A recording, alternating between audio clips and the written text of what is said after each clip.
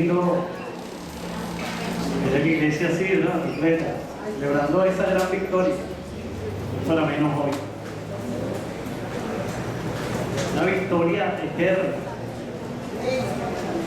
Cuán glorioso debió haber sido escuchar la voz de aquellos hombres vestidos de blanco, con ropas resplandecientes, cita la palabra, que al ver cómo las mujeres que fueron al sepulcro, cuando ese primer día de la semana al amanecer, ellas se postraron rostro en tierra llenas de miedo, pues la piedra estaba removida. Y entonces estos hombres le dijeron aquellas palabras registradas en Lucas 24, 5 al 6, que hoy pues cobran un significado especial a nivel mundial, y es: ¿por qué buscáis entre los muertos al que está vivo? No está aquí, ha resucitado. Amado, esa es la noticia maravillosa que celebramos hoy. El Señor resucitó, como cantábamos, la tumba está vacía, se levantó entre los muertos, venció a la muerte, venció al pecado, venció al mundo y venció a ¿quién?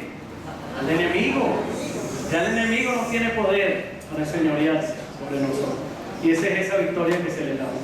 Y celebramos esa gran verdad. Y ahora sí nos permitimos hacerlo una vez entendido el sacrificio y la entrega del Señor que hemos venido estudiando durante todo este mes, viendo durante todo este mes ese sacrificio de forma más sentida esta semana, que estuvimos el miércoles. Samuel, tú viniste con nosotros, estuvimos el miércoles aquí recordando pues esos momentos en el Getsemaní, que vimos esas 7 últimas frases del Señor expuestas por 7 bellos hermanos de nuestra congregación, que de una forma magistral pues nos enseñaron cada uno el significado de esa palabra, la connotación de cada una de esas palabras para el mundo y para nosotros. Pero quiero resumir, porque hay gente que está viniendo por primera o segunda vez, pero se perdieron los sermones anteriores. Vamos a hacer un resumen necesario. Vimos el primer domingo una entrega importante. Debo bajar aquí para que Sira pueda verme. Estaba diciendo que entendió bastante a Livio Eustache, porque entonces, dado que voy a bajar un poquito, me le suben un poquito, porque voy a perder un poquito de sol. Bien, Sira, el sermón, el primer sermón, una entrega importante. Una entrega importante. Vimos en ese día el significado, vimos ese día la importancia, no solo para la humanidad, sino para nosotros los creyentes, y vimos la importancia a nivel cultural, pues hasta hoy todos los hemisferios lo celebran o lo conmemoran. Vimos también a nivel individual y vimos a nivel bíblico, y algunos recordarán que ese día mencionamos algunos aspectos teológicos, difíciles sí, profundos sí, pero tratamos de resumirlo, y fue la justificación, la expiación, la redención y la propiciación. Eso no sé si lo recuerdan, pero vimos entonces que ese gran sacrificio del Señor demanda necesariamente una gran respuesta de parte de nosotros. Repito, la sangre, el sacrificio, la entrega, el sufrimiento, todo lo que conlleva la muerte del Señor debe demandar en cada uno de nosotros una respuesta, pero una respuesta cualquiera, no, una gran respuesta de parte de nosotros. Después, el segundo domingo, vimos una entrega evidente, que dijimos que fue profetizada, y que Isaías 53 es el que lo resalta más gráficamente, que vimos que el mismo Señor le dijo a los suyos en múltiples ocasiones que iba a padecer, que iba a ser triturado. De hecho, lo vamos a recordar, porque hasta en ese último momento, en esa última cena, se los tuvo que recordar que iba a padecer. Y en el Getsemaní también les dijo: debo ser entregado en manos de pecadores. Entonces, anunciada por los profetas, anunciada por el propio Señor, que vimos que en obediencia a ese diseño, a ese plan eterno oculto, no fue revelado sino a Pablo, que nos lo comunica después a nosotros y está en las Escrituras, ese plan eterno de redención y de salvación, que en obediencia Jesús decide entonces cumplir a cabalidad ese plan. Bueno, dice la palabra, y recordábamos, y nos lo dijo Cecilia también ese miércoles, que el Padre lo sujetó a quebranto y padecimiento. O sea, que ese plan, visto así, profetizado inclusive, ese plan incluía ese padecimiento, ese sufrimiento y ese quebranto. Bien, Profetizado y cumplido también que Él como Cordero no abrió su boca. Y esa es una gran enseñanza para nosotros, que nos gusta abrir la boca y apenas nos hacen algo salir ya a responder. No, Él no abrió su boca, Él se hizo maldito por nosotros. Y ese domingo cerrábamos diciendo que fue una muerte evidente, sí, fue una muerte necesaria, fue una muerte que satisfizo las demandas de Dios, un Dios justo, un Dios celoso. Entonces la ira de ese cáliz de furor y ese cáliz de ira, pues que era necesario por el pecado, pues con el sacrificio del Señor satisface esa demanda. Y voy a repetir hoy, mañana y siempre, que es el único sacrificio acepto al Padre, ese que hizo ese Cordero perfecto, esa única ofrenda perfecta, la única y el único ser obediente sobre la faz de la tierra, que es el que la presenta. Por tanto, escuche, no hay, y lo voy a repetir, ningún sacrificio que podamos hacer nosotros para satisfacer una demanda tan alta. Pues nosotros no somos perfectos. Entonces el Señor sí fue perfecto y Él es el que la presenta. Gloria a Dios por eso también. Ahora bien, la palabra sí es clara en decir qué sacrificio quiere y demanda de nosotros. La obediencia, la más resaltante. Obediencia quiere y no sacrificio. Primer libro de Samuel 15:22. La misericordia, Panecita, la misericordia, no menos importante. Lo que quiero de ustedes es misericordia y no sacrificios. Oseas 6:6. Un corazón quebrantado y arrepentido es el sacrificio que agrada al Señor. Alejandro, Salmo 51:17. Practicar la justicia y el derecho prefiere el Señor a los sacrificios. Juanita, Proverbios 21:3. Entonces, amados, me estoy extendiendo en la introducción que recoge todo lo que hemos hablado, lo que va de mes, la serie, porque es necesario hacerlo, porque es bueno recordarlo, andragógicamente es bueno hacerlo, y máxime cuando hay personas que no vinieron a esos sermones. Muchas personas a las cuales le damos la bienvenida. Y además, que este gesto de estos hermanos que están invitando a otros, pues sea invitado también. Porque hoy es el día de salvación. Amén. ¿Hay salvación hoy? Amén. Él le dijo, hoy recordábamos cuando le dice, hoy estarás conmigo en el paraíso. Hoy, cada día es día de salvación. Bien, los que vinimos ese miércoles y asistimos a ese culto especial del Getsemaní, o Getsemaní, pues vemos que espiritualmente nuestro Señor fue aprisionado por la prensa. Getsemaní significa prensa, ¿sí?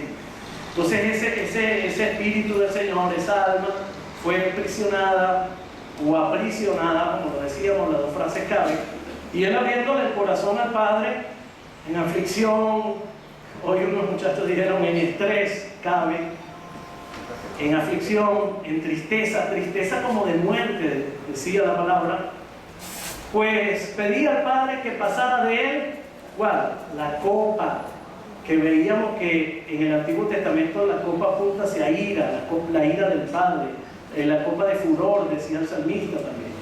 Bueno, esa es la copa que Él pedía que pasara de Él. Pero qué bueno que rápidamente recoge sus palabras, congruente con lo que había dicho y enseñado en la oración modelo, y que se haga su voluntad, y aquí coherente con eso dice, pero que no sea como yo quiero, que sea como tú quieres. Vimos realmente que pues lo que el Señor le causó angustia, aflicción y tristeza como de muerte era ese abandono evidente que iba a hacer el Padre con Él, porque era hecho pecado. Y el Padre no consiente con el pecado. Y el Padre es un Dios de mucha justicia. Entonces, ese abandono que Él habría de vivir en la cruz, y que por eso dice, Dios mío, ¿por qué me has abandonado? Ese era el cáliz que Él estaba pidiendo que pasara. Bueno, vamos a entrar hoy entonces, ahora sí, con un corazón entonces, como lo decíamos, consciente, porque nos hemos venido preparando, estudiando, reflexionando sobre todos esos últimos acontecimientos del Señor en la tierra, son los que nos permiten haber preparado el corazón para tener la dimensión en nuestra mente que esa vida eterna, esa salvación que cantábamos y que orábamos, que Diana nos pidió a todos que oráramos, pues entendamos que costó ¿qué? Sangre, una sangre preciosa, valiosa, esa sangre de Cristo, y que costó, que no se nos olvide, el abandono del Padre, porque le decíamos a los jóvenes hoy, ciertamente el Señor tenía tristeza porque el Padre lo abandonó, y el Padre, porque ustedes son padres, y a ustedes les duele cuando les pasa algo a su hijo. Entonces el Padre también sintió muchísima tristeza de haberlo abandonado, pero costó también una brutal humillación, y la rememorábamos el viernes, gráficamente incluso, impactante lo que dijeron los hermanos allí, sobre todo Oscar. Pero que súmele, todo eso súmele ahora el peso de la cruz, súmele los clavos, súmele la lanza, súmele ver a su madre allí, súmele todo lo que usted quiere. Por eso es que para la corona de espinas, gracias a Alexander, y entonces por eso es que si no entendemos, si no nos duele, si no se nos mete en la mente la sangre y todo lo que eso significó, no vamos a poder celebrar como estamos haciendo la victoria conseguida. Amén. Ahora sí, entonces, jubilosamente celebramos lo que es un hecho evidente que sostiene la fe cristiana, y es su resurrección gloriosa, como gloriosa fue su vida. Esa gran noticia es un hecho verificable, lo leía Dianita, pero la resurrección también es la piedra angular de la palabra de Dios toda, pero del Nuevo Testamento más enfáticamente, y es la base de muchas doctrinas, y es la base incluso de esa esperanza viva que estamos celebrando. Qué bueno que siempre, les repito, ponemos dos énfasis.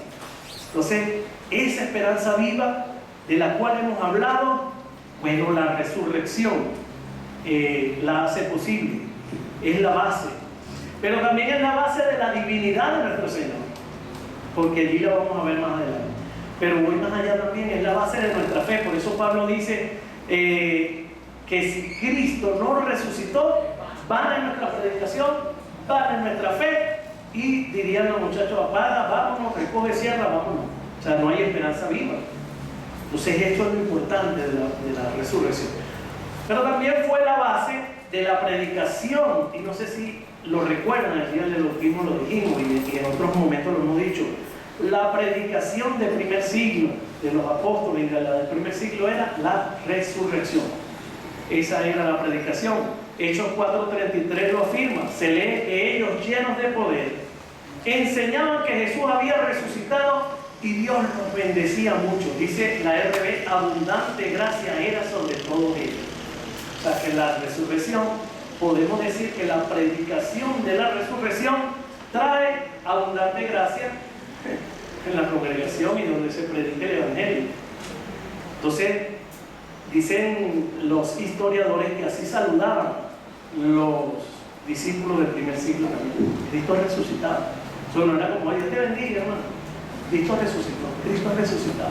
Entonces eso es interesante. De tal forma que hoy, cuando todos los cristianos del mundo celebran este hecho, este acontecimiento, me voy a proponer hablar de algunas implicaciones de la resurrección, y estaba orando mientras alabábamos al Señor eso, para que podamos entenderla, para que llegue a nuestros corazones, para que se siembre en nuestros corazones. Y una es que la resurrección fue un hecho evidente. Leíamos que María Magdalena y otras mujeres fueron y vieron que la tumba primero abierta. Así. Pero leemos antes, un momento, 27:62 en adelante, ¿saben? Lo que había pasado antes, que no se nos olvide ese detalle, porque siempre nos adelantamos. La tumba estaba vacía, resucitó. Espérate, ¿cómo estaba esa tumba? ¿Cómo dice? Los principales sacerdotes y fariseos fueron a Pilato y le pidieron que mandara que asegurase el sepulcro hasta el tercer día. No sea que vengan sus discípulos de noche y lo hurten y después le digan al pueblo, resucitó entre los muertos. Pilato, ¿qué dijo? Ahí tenés una guardia. Y asegurarlo. Por eso lo sellaron con una piedra y pusieron guardia. Entonces esto demuestra el poder de Dios Padre Celestial. El poder de Dios. Porque ¿cómo puede imaginar una mente que 12 temerosos discípulos, que más se perdieron, ni siquiera estaban en los pies de la cruz, porque lo que estaba era Juan? Hoy un muchacho preguntó inteligentemente, Judas no estaba, ¿verdad? Entonces no eran 10, como te dice, no, ¿verdad? Andaría por ahí con remordimiento, como dice el niño, más no con arrepentimiento. Pero bien, se fueron, tenían miedo, no estaban por ahí, se perdieron, se fumaron. Entonces esos 12 temerosos, o 11 o 10, lo que sean, van a venir sin ningún tipo de armamento a pelear contra unos soldados expertos que están cansados de pelear y pelear contra diferentes pueblos y están armados. Ellos lo van a vencer, incluso tendrían que matarlo, no lo pueden dejar vivo. Pero después van a mover una piedra que pesaba toneladas. Entonces qué bueno, ¿no? Que es el poder de Dios. Para que no quede pues ninguna duda de ello. Ellos pues se sorprenden, estas mujeres, al ver la tumba vacía. Otra evidencia externa también, aunque es interna porque está en la palabra. Vamos a corregir porque está Pedro Pablo, que es seminarista y Jorge. Otra evidencia interna, pero es esta, que la va a escribir ¿quién? Un acérrimo perseguidor de los cristianos, Saulo y después Pablo. Y cito para ustedes lo que citó Diana, porque primeramente os he enseñado lo mismo que recibí. Cristo murió por los pecados conforme a la Escritura, fue sepultado, resucitó conforme a la Escritura, y aquí viene a donde voy. Se le apareció a Cefas, a los 12 y a más de 500 hermanos. Entonces hay evidencia que el Señor resucitó, fue un hecho cierto, pero no conforme con eso. Ahora sí, lo externo también. Los soldados romanos también supieron eso, los sacerdotes también lo supieron, tanto que tuvieron que sobornarlos y que dijeran que sí, que fue robado. Entonces, ¿hay alguna duda hoy aquí que el Señor resucitó? No. Y hay evidencias, repito, internas, externas e históricas. Segunda implicación: la resurrección representa una contundente victoria sobre la muerte. Pensé en él ayer escribiendo esto, porque si el consumado es un grito de victoria, lo dijiste después el viernes, la resurrección es el sello de esa victoria. Entonces ese telestai que hablaba él ese día, bueno, es evidente, se consumó una contundente victoria. La resurrección de nuestro Señor es la más clara demostración o manifestación que la vida triunfa sobre la muerte, y eso lo dijimos, mientras que para el que no conoce a Cristo la muerte es un fin a la existencia, ya no es nada ya, por eso disfruto esta. No, para nosotros no, para nosotros es el comienzo de una vida gloriosa, eterna, que además tiene esperanza viva. Romanos 6:9 dice: sabemos que Cristo resucitó y no morirá más, la muerte ya no tiene ningún poder sobre él. Él no permaneció muerto porque la muerte no pudo detener a quien es el autor de la vida. Porque Jesús resucitó y está vivo hoy, y Él venció la muerte y ahora está con el Padre. Eso significa que la muerte sin duda ha perdido poder. Eso significa que la muerte ha perdido su poder. Jesús mostró que la muerte no es el fin. Para nosotros no es el fin. ¿Cómo no lo fue para Él tampoco? La resurrección entonces es la victoria, y no momentánea. Por eso pusimos este sermón una victoria eterna. Una victoria eterna sobre la muerte, cuyo señorío estaba en manos de ¿quién? De Satanás, del enemigo. Y el Señor en la cruz, y con su resurrección, es quien vence, repito, a la muerte, al mundo, al pecado, y es el que nos permite la victoria. Y ahí yo decía: gracias, Señor, por la victoria, pero ahora tenemos que ver cómo vamos a responder a esa victoria, que es lo más importante. 3. La resurrección del Señor asegura la nuestra. Esto es lo maravilloso. Esto es una gran noticia que va junto a la celebración hoy de resurrección. Porque decíamos y leíamos y cantábamos que Él es la primicia de la resurrección, el primogénito de la resurrección, para hacer en todo el primero. Colosenses 1:18, y no nos pusimos de acuerdo. Y ahí están los versículos, hablando para nosotros hoy, hablando contundentemente. No puede quedar duda, amado.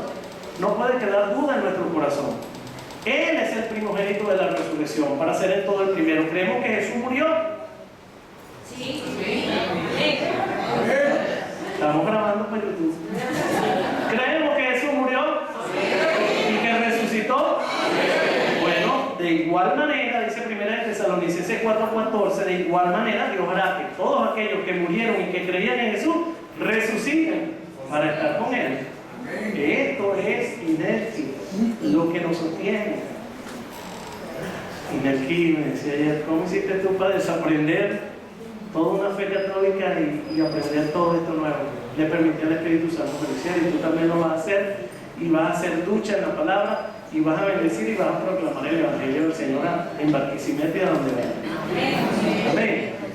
Esta seguridad que tenemos nosotros es la que nos diferencia de los otros que no creen, que andan por allí. Esa es la gran diferencia. Nosotros tenemos esperanza. Nosotros creemos que vamos a resucitar con el Señor, porque lo ha prometido y Él no miente. Nosotros, en cambio, creemos que después de la muerte que hay una gloriosa vida eterna. Vamos a reinar con Él en ese reino milenial. 4. La resurrección le brindó fuerza a los discípulos para continuar. La historia nos muestra que esos temerosos, que esos que se fumaron, que esos que se perdieron, que esos que desaparecieron, y que Juancito solo se quedó por allá, no Juancito de Cecilia, el apóstol Juan. Bueno, ¿qué pasó con ellos? De temerosos se transformaron en ¿qué? En valientes predicadores del Evangelio, en valientes dispuestos a morir por el Señor y por su palabra y por eso que estaban predicando, que era el mensaje ¿cuál? La resurrección. ¿Qué dijo la resurrección? Entonces dispuestos a morir porque creyeron en su Señor, porque le vieron, ellos podían decir, le vimos resucitar. 5. La resurrección es la base de nuestra esperanza. Hoy tenemos esperanza de una vida futura, pero no solo de una vida futura, porque eso suena también muy bonito, no, mi querida Bergení, como lo vimos en el discipulado, la esperanza de una vida abundante aquí en la tierra, una vida totalmente, integralmente abundante. No estoy hablando de dinero y de posesiones, estoy hablando de paz, de bendiciones celestiales, de una compañía eterna, de una propiedad de la palabra que me asegura las cosas, que me hace vivir confiado, que me hace tener sabiduría, Samuel, para mejorar mi vida. Pero como yo le decía a Samuelito, tenemos que dar el paso. Él nos espera, Él nos ama, ¿sí o no? Él nos espera con los brazos abiertos. Él murió por mí y por ti. Pero la decisión sigue siendo el libre albedrío tuyo. O sea, tú quieres primero arrepentirte de tus pecados y todo lo que has hecho. Es una pregunta para valiente y para hombre. ¿Y qué me va a hacer pantalón? Por cierto, se me cayó hoy la pretinita. Estoy amarrado como Simba. Se me cayó la cera. Pero yo debo arrepentirme, ¿sí? Convertirme, girar para dirigirme hacia Dios. Y después sostener, Samuel, ese es lo difícil, no te voy a mentir. Sostener día a día. Bueno, eso que es permanecer y perseverar en la palabra. Y la oración, Señor, ayúdame, no puedo, tengo debilidades, tengo tentaciones, no puedo con este vicio, no puedo con esta situación, mi hogar se está derrumbando, lo que sea. Porque Él dijo que íbamos a tener aflicción, pero confiemos en Él. Entonces, esa es la cuestión. Esa esperanza es la que le estoy hablando, y por eso que bueno, esa cita que leíamos comenzando, bendito el Dios y Padre de nuestro Señor Jesucristo, que según su grande misericordia nos hizo renacer con una esperanza viva. Pero aquí explica la razón: por la resurrección de Jesucristo de los muertos. Eso es lo que hace posible esa esperanza. La resurrección hace posible la esperanza, y aquí vienen las bendiciones y los premios, que es lo que a toditos nos ha gustado siempre. Dame, bueno, una herencia incorruptible, incontaminada e inmarcesible, reservada en los cielos para vosotros. Estoy hablando que le van a dar una herencia incorruptible,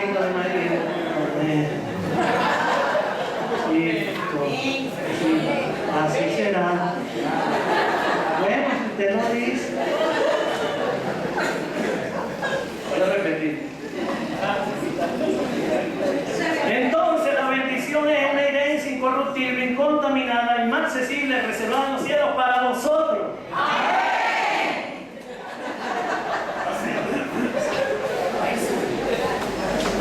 Yo me imagino acá meditando, ¿no? Vamos a quitar esa primera vez que cuerpo, y lo predicamos, cuerpos gloriosos, cuerpos glorificados, no sujetos a muerte, inmortales, ¿se acuerdan? Sí. Otra implicación de la resurrección es la expansión y el crecimiento de la iglesia. Si ustedes vieran cómo se ve esto aquí hoy, se siguen animando, porque a veces cuando ven lluvia no viene. Y, chica, ven y se pone tapabocas, pero me da la palabra del Señor. Bien, de esa iglesia primitiva hasta nuestros días, la resurrección, decíamos que es la piedra angular, la base, y sí, el crecimiento de la iglesia se sostiene en esta gran verdad de la resurrección, que repito, es lo que nos distingue, Alessandra, de otras religiones, porque la tumba del nuestro está vacía. Amén. La de los demás dioses con D minúscula, vaya, la visita y si quiere le lleva lo que quiere, llevarle flores, lo que sea. Nosotros no lo vamos a hacer, porque el nuestro no está. ¿A dónde? En nuestros corazones, en nosotros, reinando, dándonos bendiciones cada día. Entonces, por eso es que yo creo que Diana no puede dejar de su repertorio la tumba vacía, porque es la verdad. Y a veces, yo dije ayer, yo dije, cantar la tumba vacía. Y la tiene que seguir cantando todos los domingos de resurrección, porque esa es la evidencia de la resurrección. Ah, bueno, que un día vamos a decirle, bájate que vamos a cantar nosotros, y estamos toditos aquí a cantar la tumba. Mentira, es muy alta y tiene más arreglo que... Pero la tumba está vacía. Todos los demás sepulcros tienen los restos de quien haya muerto. Pero nosotros no. El poder de la resurrección, mis amados, es algo glorioso. Glorioso. Es la base de todo. Yo creo que si Él nos resucita, como dijo él cuando estaba orando, no hay nada que celebrar, no hay redención, no hay salvación, no hay esperanza. ¡Wow! Imaginemos eso, ¿no? Pero qué bueno que lo hizo. Pero fíjense ustedes, mis amados, la resurrección es el motor de la misión de la iglesia y debe estar asociado al discipulado. Un discípulo no es verdadero discípulo si no cree que el Señor resucitó, si tiene dudas, si está así como que... Entonces eso es algo que tenemos que nosotros hoy, si podemos hacerlo, mis amados, les invito a que con su teléfono, en su WhatsApp de familia, de amigos, de compañeros de trabajo, pongan eso, algo, el Señor resucitó, esa es mi esperanza. Aproveche, hoy es un día que todas las redes están repletas de eso, sí, pero es que nosotros sí podemos hablar con propiedad, porque sí, hemos sido alcanzados por la gracia, por la misericordia, y la esperanza de nosotros es viva y tenemos la seguridad de eso. Por eso podemos escribir, y escriba hoy, que yo sé que usted va a escribir con autoridad que le da el real sacerdocio que usted tiene, y yo sé que más de uno de esos grupos, bueno, si le da chance y le dice, pero explícame eso, bueno, aprovecha allí. Finalmente, la resurrección del Señor, yo lo corrijo también, la muerte y la resurrección debe impulsarnos a una transformación. Amén. Pero real. No, como decía el viernes, no una falsa transformación. Me visto y me pongo la Biblia aquí y ya soy santo. Una transformación real. Lo hemos dicho muchas veces, oramos por eso constantemente, para que cada uno de nosotros dé muestra evidente de arrepentimiento y conversión, dé muestra evidente de una transformación verdadera y de verdaderos signos de cambio profundo en su manera de hablar. Muy importante, de hablar. Decíamos el viernes y el miércoles también, que el Señor no habló.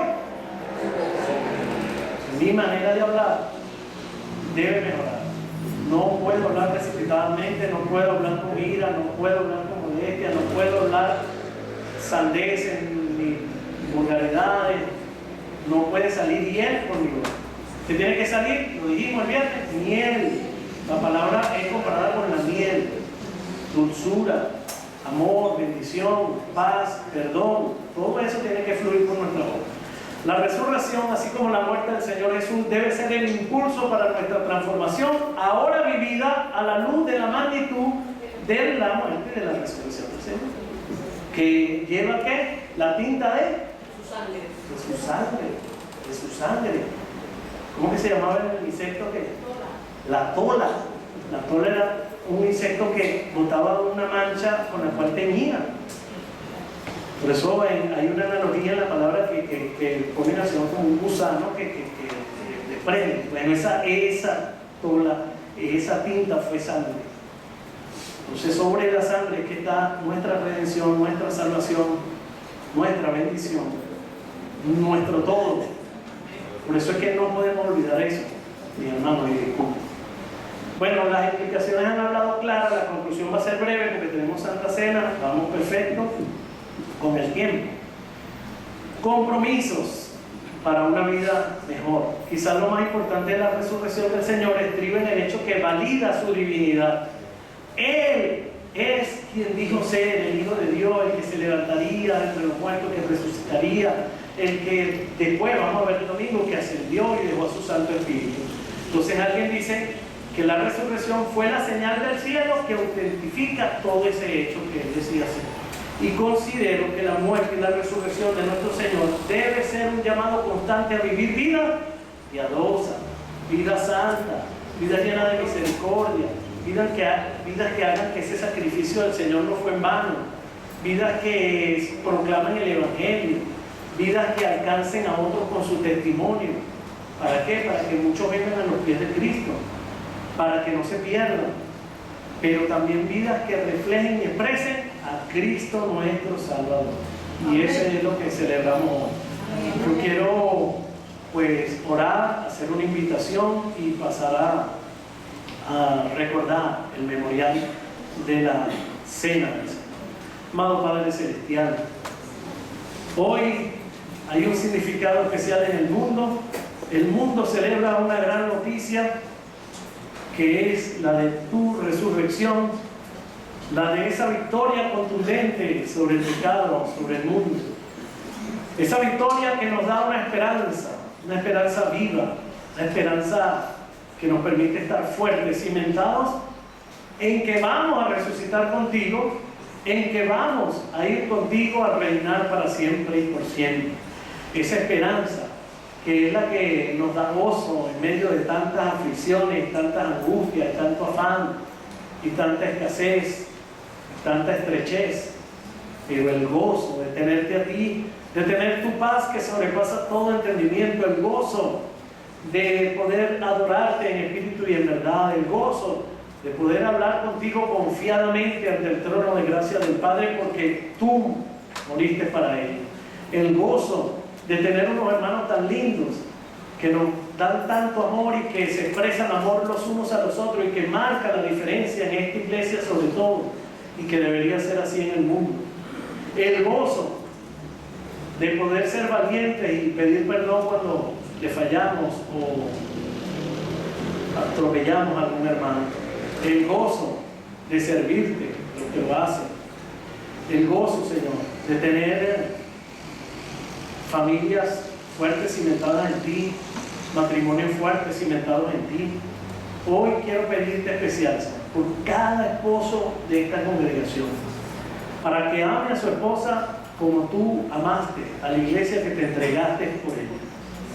Te pido por cada esposa para que se sujete a su esposo y sea esa ayuda idónea, Señor. Pero te pido también por cada hijo que ha venido a bendecir esos hogares, para que sean hijos cristianos, hijos que crezcan en tu palabra, que crezcan como tú en estatura y en sabiduría.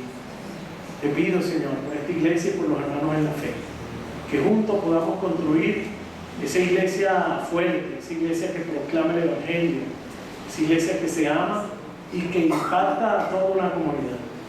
Y te pido, Señor, por los que no han creído aún, para que abone sus corazones, de tal manera que ellos puedan confesar con su boca y creer en su corazón que tú viniste a la tierra, moriste por nosotros, resucitaste, dejaste a tu Santo Espíritu, que cada alma que está aquí, que nunca ha hecho una profesión de fe, es decir, que no ha entregado tu vida a ti, que no ha procedido a ti, que esa persona pueda decidir arrepentirse hoy de sus pecados y comenzar a vivir una vida que te agrade, una vida que sea digna de ese derramamiento de tu sangre, y te pedimos por cada uno de ellos.